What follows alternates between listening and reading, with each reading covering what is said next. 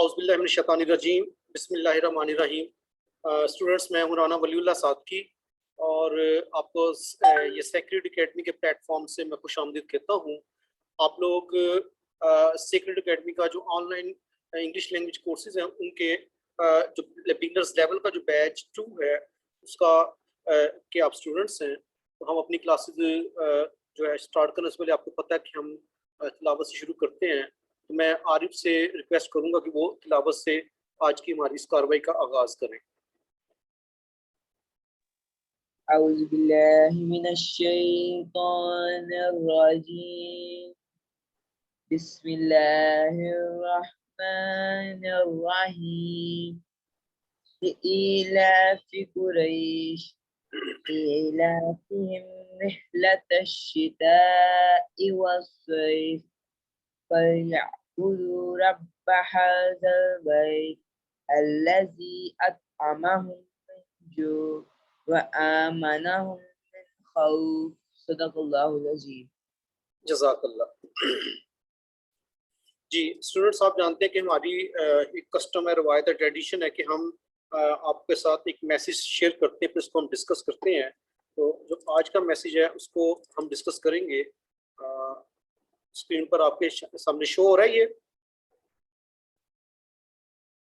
Yes sir. जी sir. तो जी अब आरिफ ने जुमले तिलावत कर लिए, तो कोई और स्टूडेंट इसको इलेबोरेट करेगा, इसको एक्सप्लेन करेगा कि आज का हमारा मैसेज क्या है।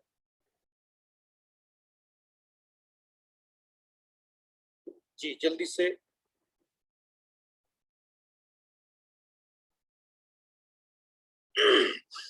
हाँ जी, अज़का आपको नहीं इसकी समझ आई? बड़ा सिंपल सा मैसेज है।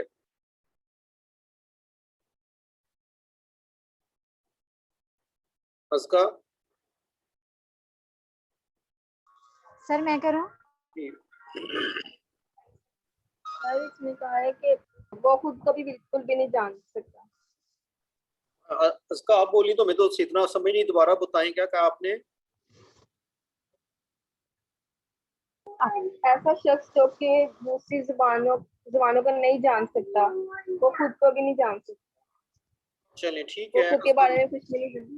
चलिए अज़का ने काफी हद तक आपको एक्सप्लेन कर दिया, मैं भी बता दूं। देखिए लिखा है those who know nothing of foreign languages, यानी ऐसे लोग जो फॉरेन लैंग्वेजेस यानी वो लैंग्वेजेस जो कि दूसरे मुल्कों में बोली जाती हैं, नो नथिंग उनके बारे में अगर कुछ नहीं जानते, तो know nothing of their own, तो उन्हें फिर शायद अपने बारे में, अपनी जुबान के बारे में भी कुछ पता नहीं होता। कहने का मतलब ये है कि हर इंसान को कम से कम एक से ज्यादा जुबानों पर कमांड रखनी चाहिए। उसे दूसरी जो मुल्कों की जुबान है उसमें से भी कोई जुबानों को सीखना चाहिए, इससे इंसान का एक्सपोजर बढ़ता है। अगर इंसान खुद को अपनी सिर्फ एक जुबान तक महदूद कर लेगा तो शायद वो उतना ज्यादा नहीं सीख सकता जितना कि वो किसी और मुल्क की जुबान। और डेफिनेटली अगर हम चूंकि बात कर रहे हैं ऑनलाइन इंग्लिश लैंग्वेज कोर्स की, तो उसमें इंग्लिश लैंग्वेज जो है इस वक्त आपको पता है इंटरनेशनल लैंग्वेज है। और अगर हम इस जुबान में कमांड हासिल कर लेते हैं तो हमारा एक्सपोजर बढ़ेगा। हमें जो है वो हमारा जो नॉलेज की जो एक रेंज है उसमें इजाफा होगा। तो इसलिए आपने भी अच्छा डिसीजन लिया कि आप इंग्लिश लैंग्वेज कोर्स कर रहे हैं। तो जिसको मौका मिले उसे कोई ना कोई जुबान, एक किसी दूसरे मुल्क की जुबान जो है सीखनी चाहिए। तो ये था हमारा आज का मैसेज। अब आज मैंने जो अपनी एक अरेंजमेंट की होती है कि हमने क्या क्या आज एक्टिविटीज करनी है, तो उसमें नंबर 1 पर हम पहले करेंगे ट्रांसलेशन। हमने परफेक्ट टेंसेस पढ़े थे, तो आपको पता है कि हमने उसमें उर्दू से इंग्लिश ट्रांसलेशन की थी। आज हम इंग्लिश से उर्दू में ट्रांसलेशन करेंगे और फिर उसके साथ एक प्रोनाउंसिएशन की एक्टिविटी है।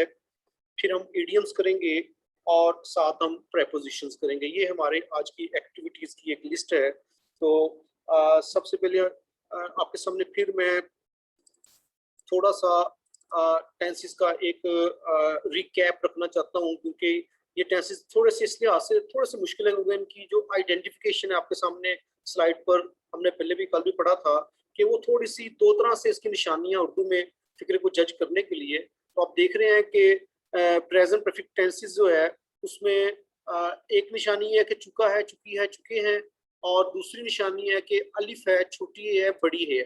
इस तरह के वर्ड्स आएंगे तो वो प्रेजेंट परफेक्ट में चले जाएगा, और जो पास्ट परफेक्ट में आएगा तो वो आपका आ जाएगा चुका था, चुकी थी, चुके थे, या फिर अलिफ था, छोटी ये थी, बड़ी ये थे। और जो फ्यूचर है उसमें फिर चुका होगा, चुकी होगी, चुके होंगे, या फिर अलिफ होगा, छोटी ये होगी, बड़ी होंगे। ये हम ऑलरेडी डिस्कस कर तो चुके हैं, तो आपको रिमाइंड करवाने के लिए दोबारा बता रहा हूँ। तो एक तो निशानियों में जरा देखना, आपको दो तरह से निशानी है, जब आप उसको ट्रांसलेट करेंगे इंग्लिश में तो वो सेंटेंस एक ही बनेगा। हेल्पिंग वर्ब्स आपके सामने है कि जो प्रेजेंट का है टेंस, उसके हेल्पिंग वर्ब में हैज है, ये आप देख रहे हैं, और जो पास्ट है उसमें हैड है, और फ्यूचर में विल हैव और शैल हैव। इसमें आसानी की बात यह है कि इसमें आप देखें तो तीनों टेंसेस में आप देख रहे हैं पास्ट पार्टिसिपल, यानी कि आपने थर्ड फॉर्म इस्तेमाल करनी है। तो इसको हमने चूंकि ऑलरेडी डिस्कस कर लिया था, सिर्फ आपको दोबारा से कि तो अगर कोई चीज़ आप भूल गए तो सामने आ जाए। अब हम चूंकि करेंगे ट्रांसलेशन, मैंने आपके लिए टेंसेस जो है वो 10 सेंटेंसेस सेलेक्ट की हैं, तो उनकी ट्रांसलेशन हम करेंगे। आज हम उनमें से 5 सेंटेंसेस की ट्रांसलेशन करेंगे, और फिर 5 सेंटेंसेस की हम कल ट्रांसलेशन करेंगे। तो आपके सामने मैं भी स्लाइड खोलता हूँ। तो ये है हमारे टेंसेस, और आपने देखा कि इसमें हेल्पिंग वर्ब्स का भी आपको पूरी मतलब है कि अंडरस्टैंडिंग दे दी गई है कि कहाँ आपने कौन सा हेल्पिंग वर्ब इस्तेमाल करना है। यानी हैज के साथ हैज को कहाँ यूज करना है, ही शी इट और सिंगुलर नाउन के साथ हैव को कब यूज करना है, जब आई वी यू दे और प्लूरल नाउन आपके सेंटेंस में आएगा। पास्ट में चूंकि एक ही हेल्पिंग वर्ब है हैड, वो सबके साथ इस्तेमाल हो जाएगा। और फ्यूचर में शेल हैव और विल हैव है। शेल वाले आपको पता है कि सिर्फ आई और वी के साथ इस्तेमाल करते हैं, यानी कि शेल हैव आपने आई और वी के साथ इस्तेमाल करना है, और जो बाकी बच जाएंगे उन सब के साथ आपने विल हैव इस्तेमाल करना है। अभी हमने डिस्कस किया कि इसमें हमने जो है पास्ट पार्टिसिपल थर्ड फॉर्म इस्तेमाल करनी है। ये 10 सेंटेंसेस आपके सामने है, हमने आज इनमें से 5 करने हैं। आज हमने इंग्लिश से उर्दू में ट्रांसलेशन करनी है। तो अब हम स्टार्ट करेंगे। आप ही में से कोई स्टूडेंट इन 10 में से जो सा भी एक सेंटेंस वो चाहता है कि वो ट्रांसलेट करे, तो वो मुझे बताएं और फिर ट्रांसलेट शुरू करें इसकी। जी, 10 सेंटेंसेस में से जिसकी भी आप करना चाहें, लेकिन हर स्टूडेंट एक एक सेंटेंस को जो है वो सॉल्व करेगा। जल्दी स्टार्ट करें, जल्दी से।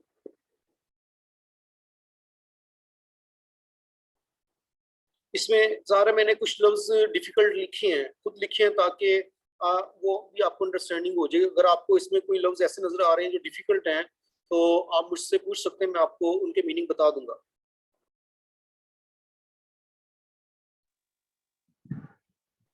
सर 2 वाला करिए। कौन सा वाला? सर 2।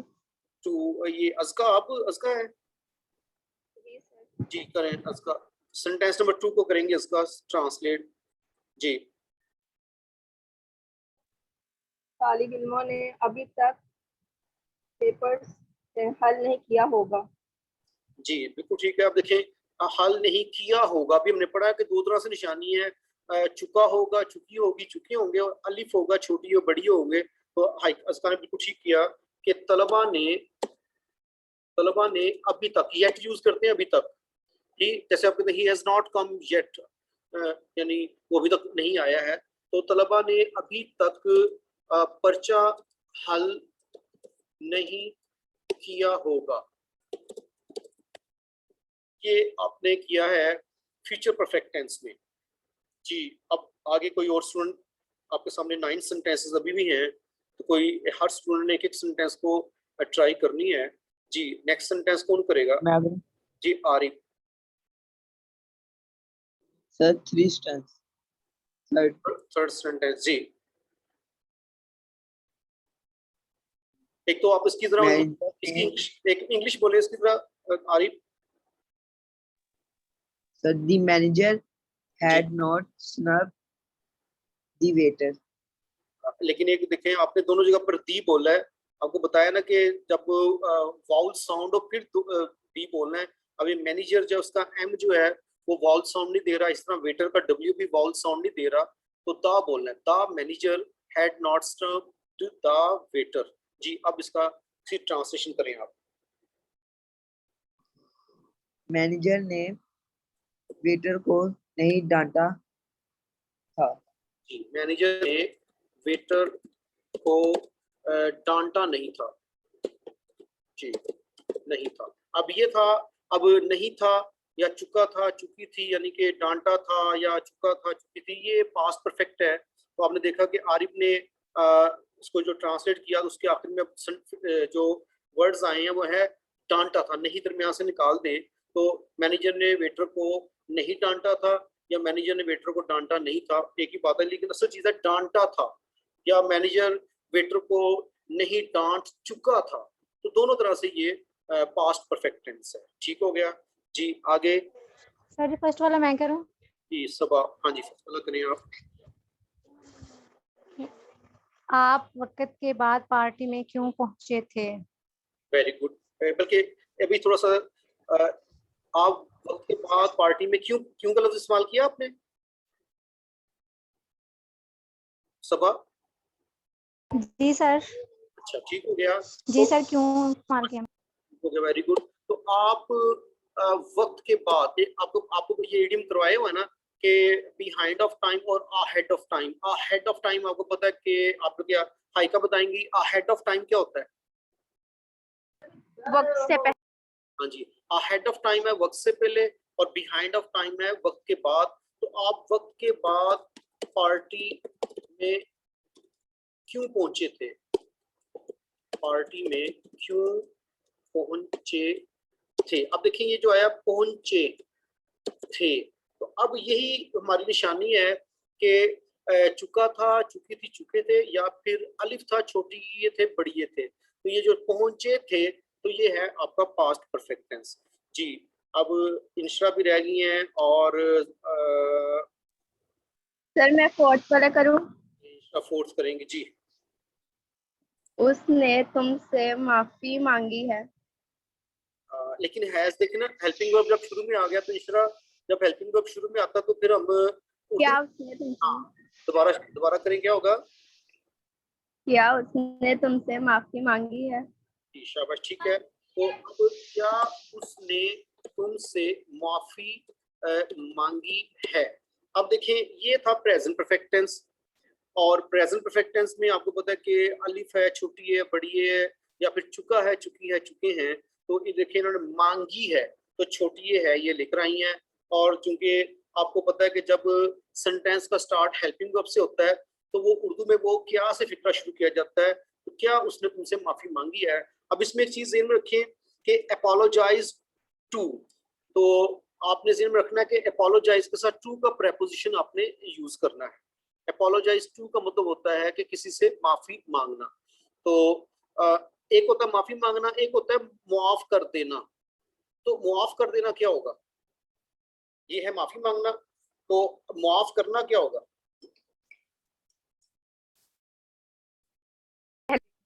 फॉरगिव। जी हाँ, फॉरगिव, FORGIVE, फॉरगिव। तो माफ कर देना होता है फॉरगिव जी। अब हाइका का सेंटेंस रह गया सर सिक्स वाला। जी, 6 करें। मैं पहले से उसके हक में वोट डाल चुका हूँ। Very good. ये इसमें जो कास्ट ऑफ वोट ये एक मुश्किल था, लेकिन हाइका ने कर लिया, फेवर का भी कर लिया। फेवर कहते हैं ताइद में या हक में, तो शाबाश, वेरी गुड। अब देखें ये भी प्रेजेंट परफेक्ट टेंस था, क्योंकि इसमें अब इंग्लिश में जब आपने चेक करना है कि ये टेंस कौन सा है तो फिर वो आप चेक कैसे करेंगे? अब मैं इसको बता सकता है। उर्दू में तो हम चेक करते हैं ना कि फिक्रे के आखिर में ये आ गया जी, चुका है, चुकी है आ गया, ता है, ती है आ गया। जब इंग्लिश में सेंटेंस लिखा हो उसको कैसे जज किया जाता है कि ये किस? हेल्पिंग वर्ब से। जी, हेल्पिंग वर्ब से।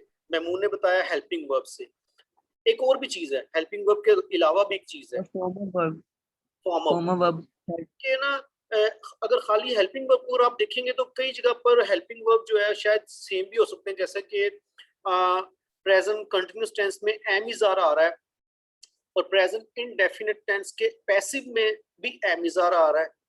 तो अब फिर क्या होगा कि जो फॉर्म ऑफ वर्ब है, जैसे आरिफ ने बताया, ये दोनों चीजें मिलकर आपको एक आइडिया देती हैं कि ये टेंस जो है, ये सेंटेंस किस टेंस में जाएगा। तो उसमें helping verb plus form of verb दोनों, खाली हेल्पिंग वर्ब से अंदाजा शायद कई दफा नहीं भी होता, तो उसके साथ फिर फॉर्म भी अटैच कर दी जाती है, तो फिर समझ आ जाती है। तो जैसे इसमें हैव आया और हैव के साथ कास्ट, कास्ट की ये तीनों फॉर्म सेम ही है, यानी प्रेजेंट फॉर्म भी कास्ट और पास्ट फॉर्म भी कास्ट और इस तरह से पास्ट पार्टिसिपल भी कास्ट है। तो हेल्पिंग वर्ब और फॉर्म ऑफ वर्ब से अंदाजा हाइका ने लगाया ये कौन सा टेंस है, और उसको बड़े अच्छे मतलब बिल्कुल सही परफेक्ट अंदाज में किया। तो मैं दोबारा बताइएगा, हाइका आपने क्या किया था? सर किसका? इसी का छठे का दोबारा बताएंगे, आपने क्या किया था? मैं पहले से ही उसके हक में वोट डाल चुका हूँ। मैं पहले ही उसके हक में वोट डाल चुका हूँ। जी, तो वोट डालना ये भी आप जेहन में रख लें, कास्ट अ वोट जो होता है वोट डालना, और इस तरीके से अभी हमने पढ़ा अपोलोजाइज टू, तो ये होता है किसी से माफी मांगना। ये अपनी चीजें इस तरह सीखनी है आपने। तो फेवर कहते हैं ताइद में, हक में, तो ऑलरेडी इस्तेमाल करते हैं पहले ही। अच्छा, एक लफ्ज यहाँ है, ये आया है पहले ही। एक लफ्ज होता है सिंपल पहले, तो पहले की इंग्लिश क्या होती है? पहले, बिफोर, बिफोर। अगो भी इस्तेमाल करते हैं, AGO, अगो और बिफोर, वो सिंपल इस्तेमाल करते हैं पहले के लिए। लेकिन ये जो ऑलरेडी है इसमें पहले के साथ ही भी लगाना है, तो मैं पहले ही उसके हक में वोट डाल चुका हूँ। तो आज फिलहाल मैंने जैसे बताया था कि हम 10 सेंटेंसेस में से 5 सेंटेंसेस ही करेंगे, तो ये 5 सेंटेंसेस हमने किए हैं। इनको इनको मैं आपको ग्रुप में सेंड कर दूंगा, इनकी पिक्चर भी। तो जो अगले सेंटेंसेस रह गए 5, उनको इंशाल्लाह हम कल सॉल्व करेंगे। तो अब हम अपनी नेक्स्ट एक्टिविटी की तरफ चलते हैं।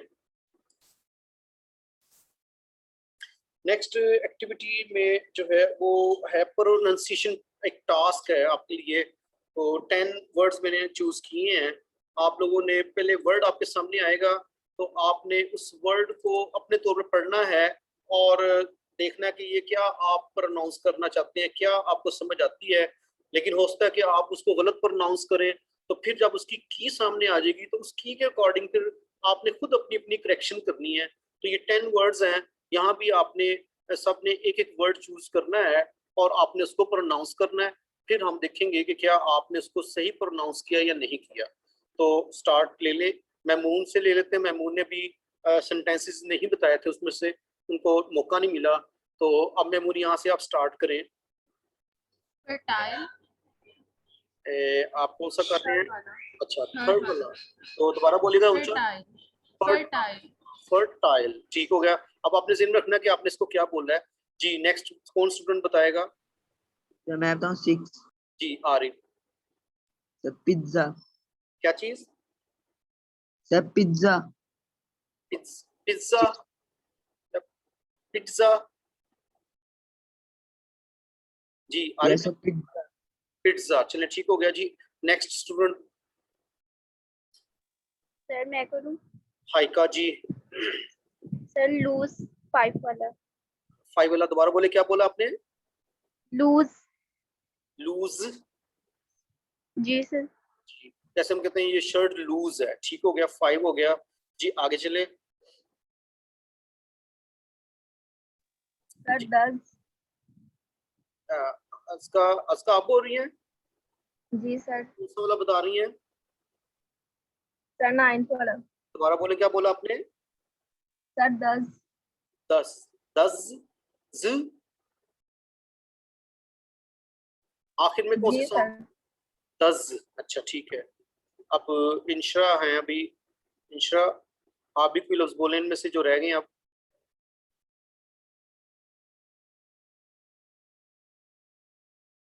इंशरा, क्या कोई आप में से कोई बताना बोलना भी जो बच गए हैं उनमें से कोई बताना चाहें आप लोग? अभी 3-4 बच गए हैं।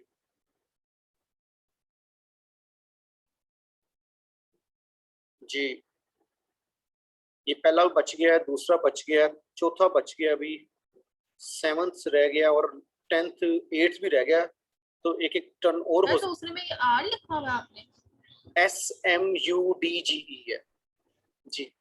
समझ, समझ, ठीक हो गया। आगे चलें, जल्दी से एक एक और करें। Sir Marton. ये कौन बोला? हाइका। मार्टन, जी मार्टन। जी आगे। जी सर। जी ठीक है, नेक्स्ट स्टूडेंट। The first वाला जी priest, प्रीस्ट।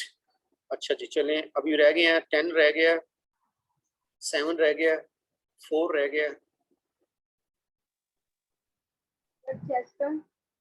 चेस्टन, अस्का बोलिए चेस्टन। ठीक है जी। हाँ जी, अब 2 रह गए हैं। इंशरा ने अभी तक कोई नहीं बताया। इंशरा आप बहुत ज़्यादा वो हेजिटेंट रहती हैं, तो इस तरह नहीं लर्निंग होती। थोड़ा सा पार्टिसिपेट करेंगी, गलत बताएंगी। ये भी अभी देखें, इनके भी शायद गलत होंगे, खाली आपका नहीं गलत। तो अगर होगा फर्ज करो उस्ताद सही भी बता दें, तो आप की पार्टिसिपेशन अभी तक ओनली जो है वो 10 या 20% है सिर्फ। जी आगे कोई और स्टूडेंट बताएं। हाँ जी अभी रह गए हैं 10 भी रह गया है और 7 रह गया है। सर वर्ड कौन कौन से रहे? 7 और 10।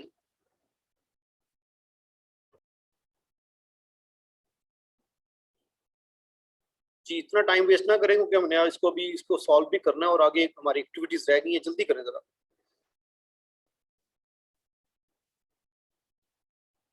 आरिफ आप 7 या 10 में से कोई एक आप बताओ, और उसका आप भी एक बताना जल्दी से।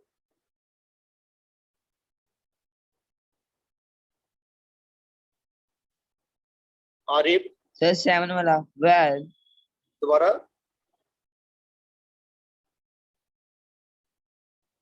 आरिफ जरा दोबारा बताएं। yes 7 थोड़ा दोबारा बोले।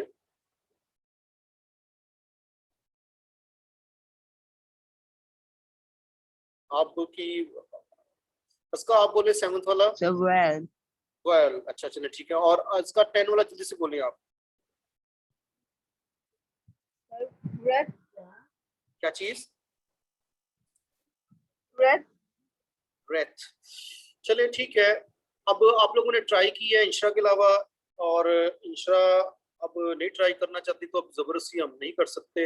लेकिन इस तरह लर्निंग नहीं होती है। मेरा मैसेज है इंशरा को और आप लोगों को भी है कि अगर आप लर्निंग के लिए आए हैं तो फिर आपको पार्टिसिपेट करना पड़ेगा। तो अगर सिर्फ सुन सुना के आपने क्लास का 1 घंटा आपने पूरा करना है, तो इससे आप ज़्यादा से ज़्यादा 20% सीखेंगे। बहुत भी छलांग लगाएं 30-40%, लेकिन आप 80-90% लर्निंग तो उस वक्त होगी जब आप पार्टिसिपेट करेंगे। चलें अब इसकी की मैं अभी आपके सामने रखता हूँ, और फिर आपने जो जो लफ्ज आप लोगों ने बोला है ना, आपने वो लफ्ज दोबारा से बोलना है उस की को सामने रख के। तो फिर शायद हो सकता है कि आपने अगर गलत बोला है तो फिर वो आपको समझ आ जाएगी कि सही लफ्ज क्या था। तो वो की अभी आपके सामने मैं शुरू कर देता हूँ।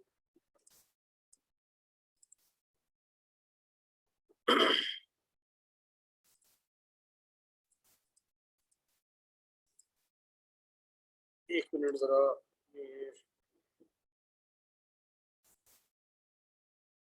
शो हो रही है आपकी स्क्रीन पर कि नहीं? हाँ जी शो हो रही है। हाँ जी sir हो गया जी। अच्छा जी, इसको थोड़ा सा हम अब देखते हैं जरा क्लोज करके। तो पहला लफ्ज जो था वो मेरे ख्याल से आरिफ आपने बोला था ना, सबसे पहला जो इनमें से जो ऊपर लिखे हुए हैं। yes sir तो क्या बोला था आपने?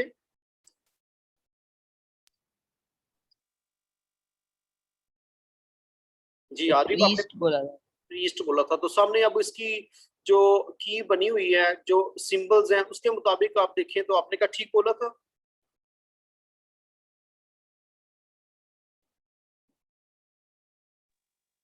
शायद सर क्योंकि आई की जगह डबल ही आया आई और उसके साथ जो 2 डॉट्स हैं वो मतलब किस तरह बोले जाते हैं, वो हमने देखा था कि वो SEE के साथ लिखे। तो उसको क्या पढ़ेंगे हम? SEE को सी सी। तो इस हिसाब से आपने बोला है priest प्रीस्ट, तो ठीक बोला आपने। यानी प्रीस्ट आपने बोला तो वो ठीक बिल्कुल बोला। सेकंड वाला किसने बोला था? तानी मैमून आपने बोला था। तो अब उसके सिंबल्स के मुताबिक देखिए क्या ठीक बोला था कि गलत बोला था आपने? सर सही बोला था। सिंबल जो थे आपने बोला था समझ। तो सिंबल्स को भी अगर आप देखें तो समझ है, इसमें आप देख रहे हैं कि ये एस और एम के दरमियान में जो सिंबल है ये इस्तेमाल किया गया है। उन्होंने कट कर इस तरह कट, तो समझ। और डी और जेड आपको पता है कि ये जा साउंड के लिए इस्तेमाल करते हैं, तो इन्होंने बोला स्मज, बिल्कुल ठीक बोला। तीसरा किसने बोला था?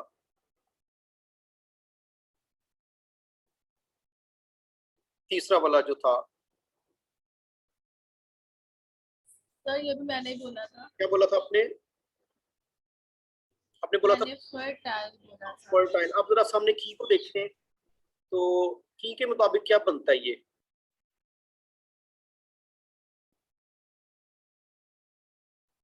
जल्दी से की के। फर्टाइल। जी? फर्टाइल। हाँ, फर्टाइल। इसमें जो मेन गलती क्या किया आपने, ये बताएं चले। सर वो मैंने यहाँ पे ए लगा दी, मतलब मैंने ए को प्रोनाउंस कर दिया था, वो फिर होना था, फर नहीं होना था। नहीं नहीं, अभी भी आप अपनी गलती, आपने कहा था फर्टाइल। मैं तो जी बताएं आरिफ, क्या गलती की है इन्होंने? तो आप आर से पहले वोवल आ गया तो हम ई नहीं बोलते बीच, नहीं, आर नहीं बोलते। R pronounce. हाँ जी, आपको बताया ना मैमून, एक सिंपल रूल के आर से पहले जब वाउल्स में से कोई आ जाए तो नॉर्मली आर जो है उसको प्रोनाउंस नहीं किया जाता। अब आप देखें जो की बनाई है उसने, तो की में उसने आर शामिल ही नहीं किया। तो आर शामिल नहीं किया, इसका मतलब है कि आर को बोलना नहीं था, आपने बोला फर्टाइल। अब आर को आप छोड़ देंगे क्योंकि इसमें आर का सिंबल नहीं है। अब दोबारा बोले मैमून।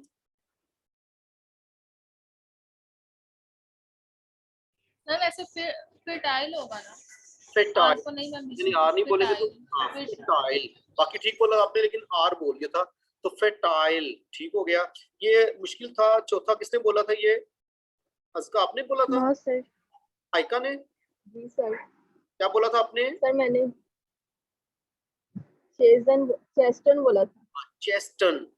अब देखें टी जो है, टी के लिए सिंबल नहीं है यहाँ। अब इन सिंबल्स के अकॉर्डिंग हाइका आप बोले जरा, क्या लो?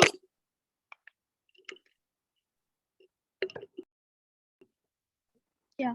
हाइका आप बोलें जल्दी से जरा, इन सिंबल्स को देख के बोले।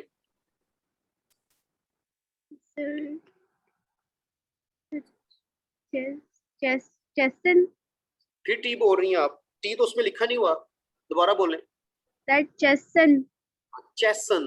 देखे ना, ये आपको पता है टी और ये जो एफसा बना हुआ है, ये चार साउंड देते हैं, वो आपने सही बोला चे।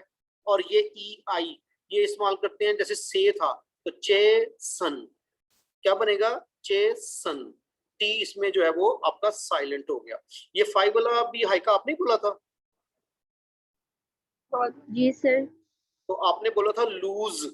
और अक्सर हम इसे ही बोलते हैं, अक्सर हम कहते हैं शर्ट लूज है, लेकिन आज आप देख ले, अपनी करेक्शन कर ले। तो आइका सिंबल्स ये क्या है, आपने बोला था। अब सिंबल्स को देख के बताएं क्या बनता है। लूज।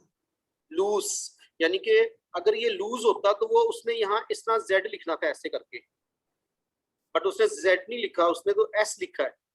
इट मीन्स ये लफ्ज आज से करेक्शन करने, क्योंकि अक्सर लोग इसको गलत भी पढ़ते हैं, आप भी शायद बोलते होंगे, तो ये लफ्ज लूज है, लूज नहीं है। तो लेकिन अगर आप एक ये लफ्ज है,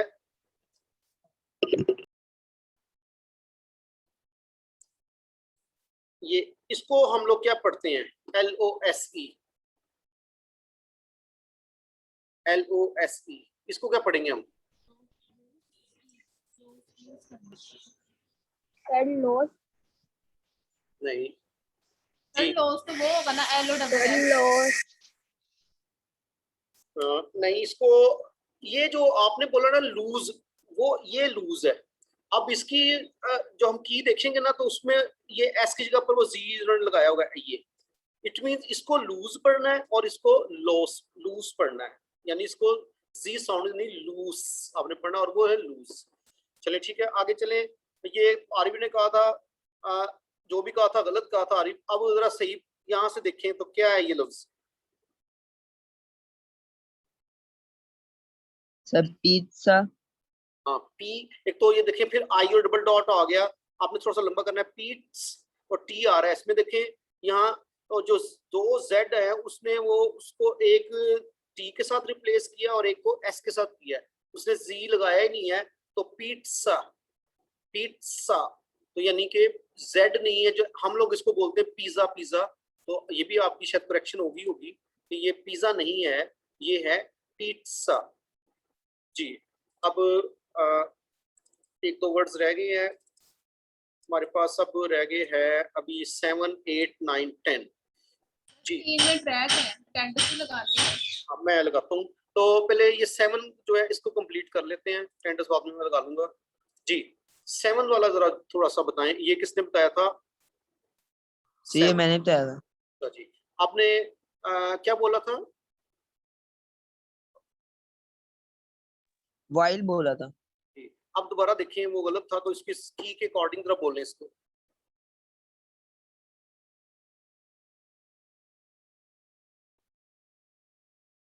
जी Arif, sir will, wheel wheel क्यों कर रहे हैं? ये आई और डॉट जब आते हैं फिर तो लंबा करते हैं, जैसे पी हमने कहा पिज्जा, ये जो ऐसा साइन बना था ना, ये साइन ये उसने यूज किया था बर्ड, बर्ड। और जैसे जो है वो यहाँ इसको आप पढ़ेंगे वर्ल, वर्ल बर्ड और वर्ल, बट इसमें आर साइलेंट क्यों करना है? क्योंकि आपने भी एक जनरल रूल पढ़ा हुआ है कि आर से पहले वाउल्स आ जाए तो नॉर्मली हम आर को नहीं प्रोनाउंस करते, इसलिए इसने आर की का सिंबल दिया नहीं है, तो आर वैसे निकल जाएगा, तो वर्ल, वर्ल लंबा नहीं करना, व्हील नहीं करना, व्हील अगर होता इस तरह तो फिर ये आई और डबल डॉट होता, तो वर्ल जी। आगे 8 किसने पढ़ा था? सर मैंने। हाँ जी, क्या पढ़ा था आपने? मार्टन। हाँ जी, मार्टन। तो ये भी वही चीज आ गई कि आर से पहले ए आ रहा है, तो आर नहीं पढ़ना, इसलिए उसने आर का सिंबल नहीं दिया। आपने अपनी तरफ से सीख पढ़ा, क्योंकि ये 10 नहीं पढ़ते हैं, मार्टन। बट अब दोबारा देखिए सिंबल्स के अकॉर्डिंग, तो करेक्शन करें अपनी और दोबारा लफ्ज बोले। मार्टिन। हाँ, मार्टिन, यानी आर निकल गया, और जो TEN है उसके लिए जो उसने ये सिंबल दिया है, आपको पता है ये सिंबल उसने इस्तेमाल किया सिट के लिए, तो अगर सिट है तो ये टिन है, तो मार्टिन जी। इसका आपने इसको पढ़ा था दज, अब आपने गलत पढ़ा था, ये देखिए क्या है,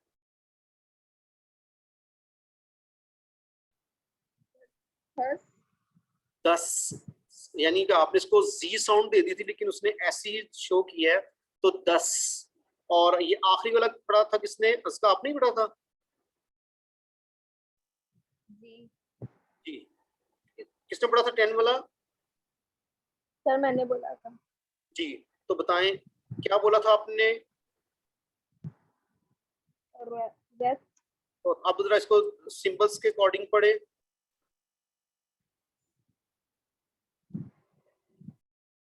जल्दी, we have only 2 minutes, less than 2 minutes जी। रीत। रीथ, अब इसमें भी जो आई और डबल डॉट आया, तो ये आप देखें कि इसको लंबा करेंगे आप, जैसे पीट्स हमने पढ़ा, तो आपने अब सही पढ़ा रीथ, तो ये था रीथ। तो देखिए अब आपने देखा कि सिंबल जब सामने आए तो आपने लफ्जों की करेक्शन खुद की और आपने लफ्ज करेक्ट पढ़ लिए, लेकिन जब वैसे लफ्ज आपके सामने आया, चूंकि ये लफ्ज अक्सर आपके नए थे शायद, तो या आप उनको रूटीन में किसी और अंदाज से पढ़ते थे, तो आपने उनको थोड़ा सा गलत प्रोनाउंस किया, और जैसे ही उसकी की सामने आई तो आपने अपनी करेक्शन कर ली। तो इसलिए ये जो की है, ये इसको ज़हन में रखें और इसके अकॉर्डिंग डिक्शनरी जो है और आदत डालें, उसको कंसल्ट